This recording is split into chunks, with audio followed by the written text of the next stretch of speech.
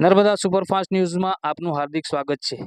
આજે નર્મદા જિલ્લા કલેક્ટરાલય ખાતે સંકલન સમિતિની બેઠક યોજાઈ।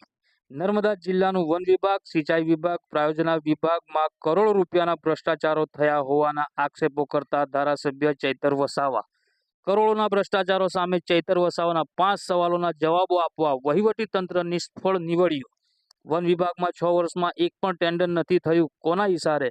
અધિકારીઓની મિલીભગત કે કેમ? જુઓ આ વિડીયોમાં આક્ષેપો કરતા ધારાસભ્ય ચૈતર વસાવા। નર્મદા જિલ્લા કલેક્ટરની અધ્યક્ષતાના સ્થાનમાં જિલ્લા સંકલન સમિતિની બેઠક હતી।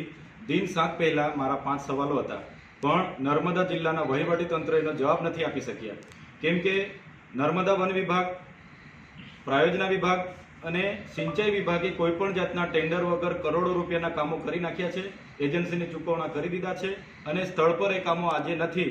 મનરેગામાં એક એજન્સી નક્કી થઈ, એનો સમય મર્યાદા પૂરો થઈ ગયો છે।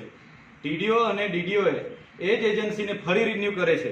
તો આવો તો મનરેગામાં કોઈ એવી ગાઈડલાઈન નથી અને પોતે મટીરિયલ પણ પૂરું નથી પાડ્યું, તો એમના લાગતા વળગતાઓની એજન્સીઓને આ અધિકારીઓ કરોડો રૂપિયાની લાહણી કરી રહ્યા છે। ત્યારે વન વિભાગમાં 6 વર્ષ દરમિયાન એક પણ ટેન્ડર નથી થયું, ત્યારે કોના ઇશારે આ બધું ચાલી રહ્યું છે? મનરેગામાં સમય મર્યાદા પૂરી થઈ તો કેમ નવી એજન્સી નવું ટેન્ડર નથી કરતા?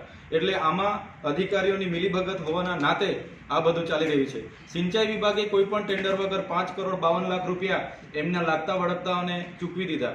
તો નર્મદા જિલ્લો એ અતિ પછાત જિલ્લો હોવા છતાં અધિકારીઓ જરા ગંભીર નથી, કાયમ એજન્સીઓ સાથે મળીને કરોડો રૂપિયાના ભ્રષ્ટાચારો કરે છે। ત્યારે આજે જિલ્લા સંકલનમાં મને એ લોકો જવાબ પણ નથી આપી શક્યા, ત્યારે મેં ત્યાં ધરણા પર બેસવાની ચીમકી ઉચ્ચારી એટલે એસપી સાહેબ અને કલેક્ટર સાહેબે 7 દિવસનો સમય આપ્યો છે। અગર 7 દિવસમાં યોગ્ય નિર્ણય નહીં આપશે તો તમામ લોકોની સાથે રહીને આવનાર દિવસોમાં અમે ઉગ્ર આંદોલન કલેક્ટર કચેરીની સામે